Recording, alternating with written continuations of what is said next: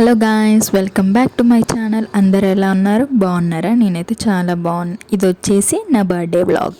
Birthday అంటేనే special కదా, అందుకే మార్నింగ్ సగ్గుబియ్యం సేమియా చేశాను. అది అయిపోయాక మార్కెట్కి వెళ్ళి కొన్ని వెజిటేబుల్స్ అలాగే మటన్ కీమా తీసుకొని వచ్చి లంచ్ కూడా ప్రిపేర్ చేశాను. టేస్ట్ అయితే అదిరిపోయింది.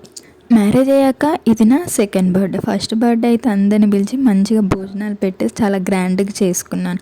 సెకండ్ బర్త్డే అయితే ఎవరిని పిలవకూడదని అనుకున్నాం. అందుకే నేను మా హస్బెండ్ మాత్రమే సెలబ్రేట్ చేసుకున్నాము. ఈ బర్త్డే అయితే నాకు చాలా స్పెషల్. ఎవరిని పిలవలేదు, అసలు సెలబ్రేట్ చేసుకోకూడదని అనుకున్నాము. కాకపోతే లాస్ట్కి చిన్న కేక్ కట్ చేసుకుందాం అనేసి ఇలా సింపుల్గా అండ్ క్యూట్గా సెలబ్రేట్ చేసుకున్నాం. ఆ రోజు చాలా హ్యాపీగా అనిపించింది.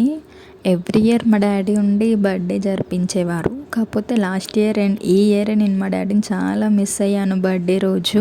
ఈ డ్రెస్ వేసుకోగానే నాకైతే ఒక ప్రిన్సెస్ ఫీలింగ్ వచ్చేసింది. బేబీ పింక్ నా ఫేవరెట్ కలర్. చిన్నప్పుడైతే బర్త్డే అనగానే birthday dress, nail polish, hair accessories, flowers. రేపు బర్త్డే అయితే ముందు రోజు నైట్ అయితే అస్సలు నిద్ర పట్టదు, ఎందుకో ఏమో. చిన్నప్పుడు బర్త్డే అంటే తెలియని ఎగ్జైట్మెంట్, హ్యాపీనెస్ చాలా బాగుండేది. ఇప్పుడు పెద్ద అవుతూ ఉంటే అంతగా హ్యాపీనెస్ ఏమి ఉండదు, నార్మల్ డేలానే అనిపిస్తుంది. అదే చిన్నప్పుడు అనుకో చాలా స్పెషల్గా ఏదో యూనిక్ డేగా మనం ఫీల్ అవుతాము.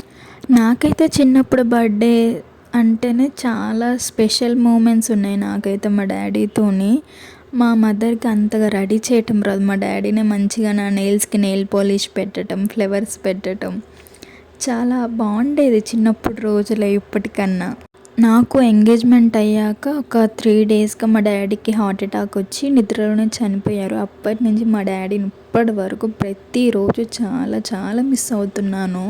లాస్ట్ ఇయర్ బర్త్డేకి మా డాడీ గుర్తొచ్చి బర్త్డే రోజు మొత్తం ఏడ్చుకుంటే కూర్చున్నాను. ఇక ఈవినింగ్ రిలేటివ్స్ అందరు వచ్చాక కొంచెం సెట్ అయ్యాను. ఈ బర్త్డే కూడా ఎక్కడ ఏడుస్తానో అనుకున్నాను, కానీ ఇయర్ అయితే చాలా స్ట్రాంగ్గా ఉండిపోయా.